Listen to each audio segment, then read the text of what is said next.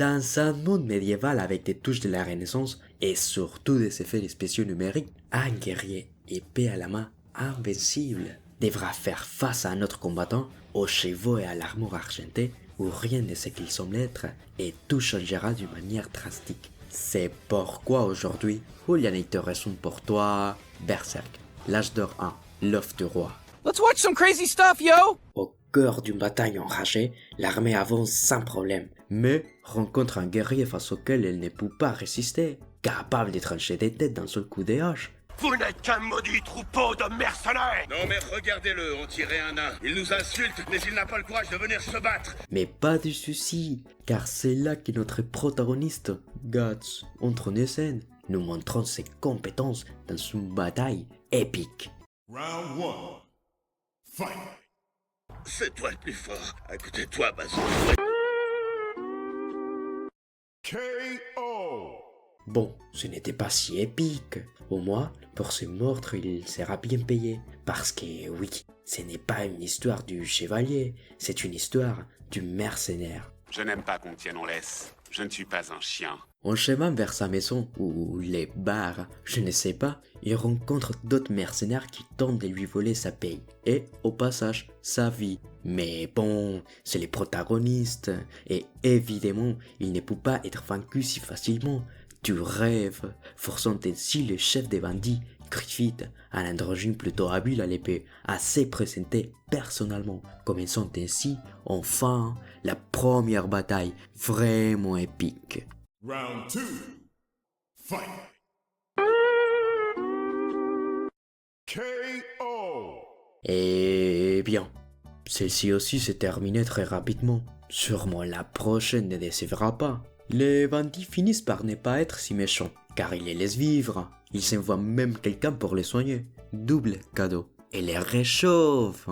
Triple cadeau. Tu pourrais quand même être plus reconnaissant avec Casca. Elle s'est occupée de toi et t'a soigné pendant plus de 2 jours. Et puis elle t'a réchauffé en allant se coucher près de toi. Ordre de Griffiths. Il a même dit que réchauffer un homme, c'est un boulot de femme. Pourtant, pour God, cela ne signifie rien. Il veut juste partir. Pour cela, il recommence un combat contre l'androgyne. Round 3. Fight!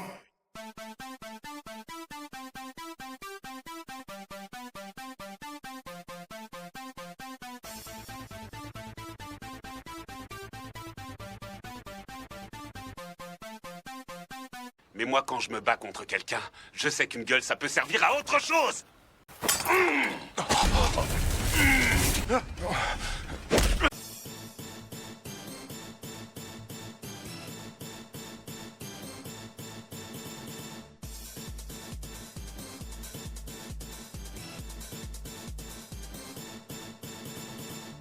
KO!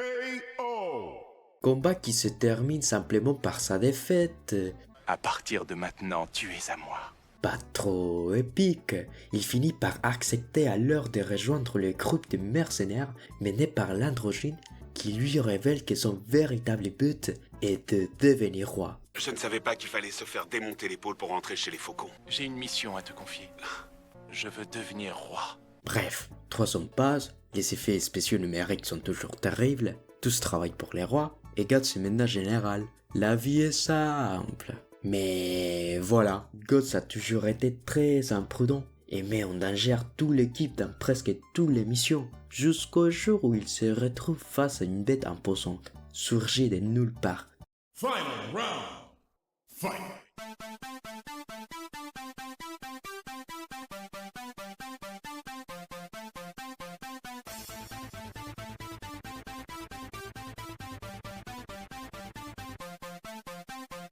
Tu es le premier être humain à oser se jeter sur moi et à me faire une entaille si profonde que mon sang en a coulé.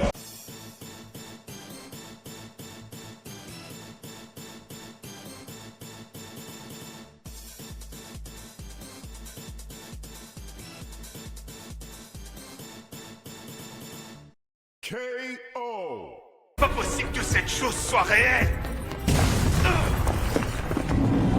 Perdant la bataille et sa vie. Mais non, car les mercenaires arrivent juste à Tom avec l'androgyne et les sauvent juste avant qu'il ne meure, ce qui est une bonne nouvelle, si ce n'est qu'il reste piégé avec la bête qui décide de les épargner à cause d'un collier que l'androgyne porte toujours. Pourquoi la bête fait-elle ça? Oh, écoute bien cette prophétie. Si tu es véritablement un ami de cet homme, tu feras face à ta propre mort. Il te sera impossible d'échapper.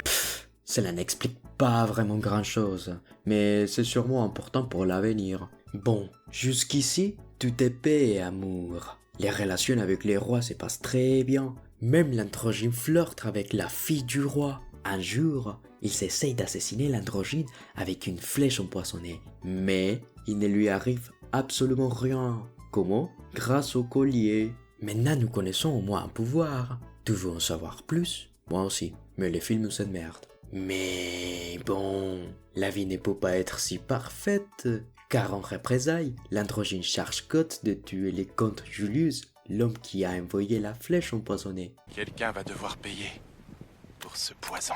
Mais sans être détecté. Bien que ce dernier point ne soit pas très clair pour lui, il tue le comte, son fils Adonis et la moitié du garde du château, en arrivant par lui-même à la conclusion que c'est un monstre. Eh bien, il n'y a pas grand-chose de plus. Nous écoutons juste une conversation entre la fille du roi et l'androgyne, où l'on peut remarquer que l'androgyne n'a pas beaucoup d'amis. Eux, ce sont mes fidèles compagnons. Pour moi, un véritable ami, c'est quelqu'un qui ne s'accroche pas au rêve de l'autre. C'est quelqu'un qui choisit lui-même son propre rêve. Puis une publicité interminable pour la deuxième partie. Fin. Ok. Ils nous ont bien eu, mais bon, de toute façon, je prévois de faire la trilogie du Berserk, donc tout ne pouvait pas se terminer ici. C'est pourquoi il y a une deuxième partie, Berserk 2. J'espère qu'il y aura maintenant des combats plus longs. Nous laissons la morale que plus grand est l'épée, plus petit est le sabre. Salut!